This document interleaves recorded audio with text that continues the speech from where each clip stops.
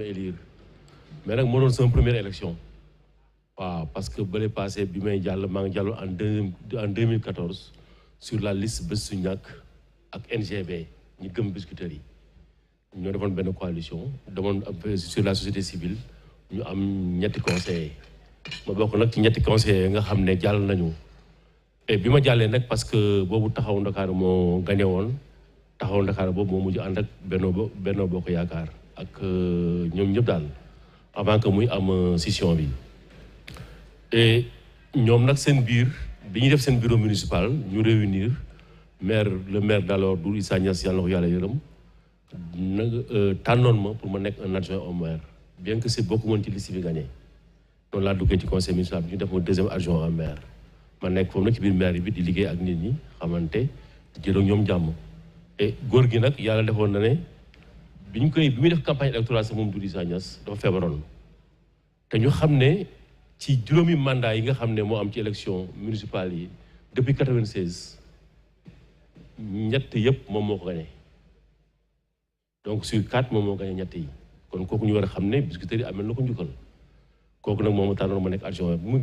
te bi muy def campagne aussi ci élection 2014 yi moom dafa feebaroon daanaka sax bi ñuy defee bureau bi ba pare après benn conseil municipal la diriger rek tëdd feebar na juróomi at te boo ko seetloo mandature boobu Macky Sall yokk na ko 2 ans de plus muy 7 ans moom nag bi mandat matee juróomi at yi ci la génnee àdduna conseil yi nekk réunir daal ne ma yow la man nag ma continuer def 2 ans ci 2 ans yi nag bu mu jeexee nag élection ñëw ma déposé sama candidature après ci laa jàllee. ci ban bannière.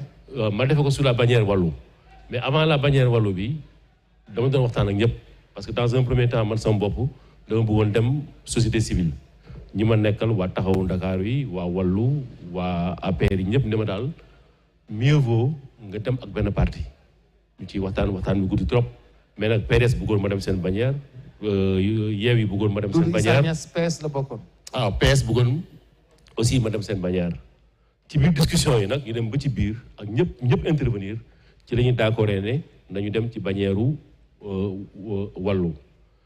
li gën a tax nag Wallu mooy PDS. waaw Wallu mooy PDS li gën a tax nag ma dem ñooñu nangul ma ko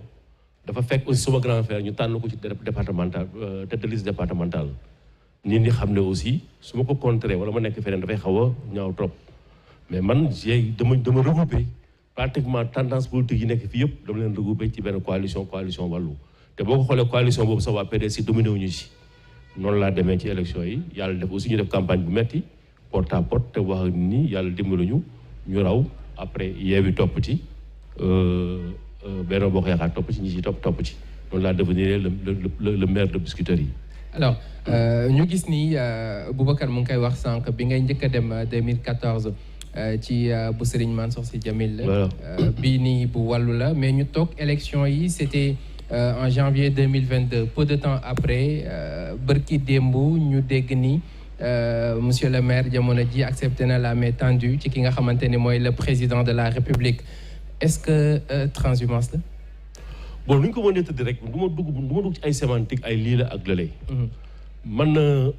d'abord il faut que xam ne que 74 75 76 quand le parti démocratique sénégalais nañ ko créé dama militer dans le parti démocratique sénégalais mais militantisme idéologique c'est plutôt par le sang. je me suis battu tous les combats terribles du PDS fekkee naa ko xeex naa ci de Serigne Diop Fara Ndiaye ba 2000 et quand on a pris le pouvoir en 2000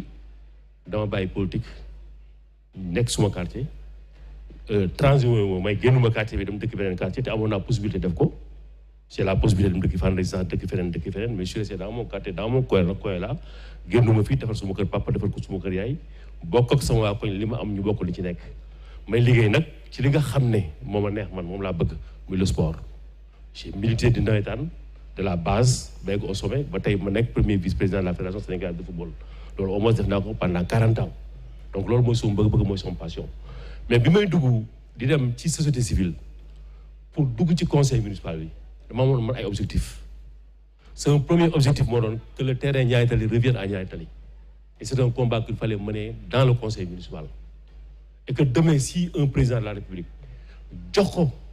les populations de Niayes Tally ma fexe ba maire bi jox ko population Niayes Tally dans le conseil il fallait que ma am cet objectif là. récompense la alors. non doucement rek waaw ñu ko ñu tuddee ko lu ma neex. loolu on demande. voilà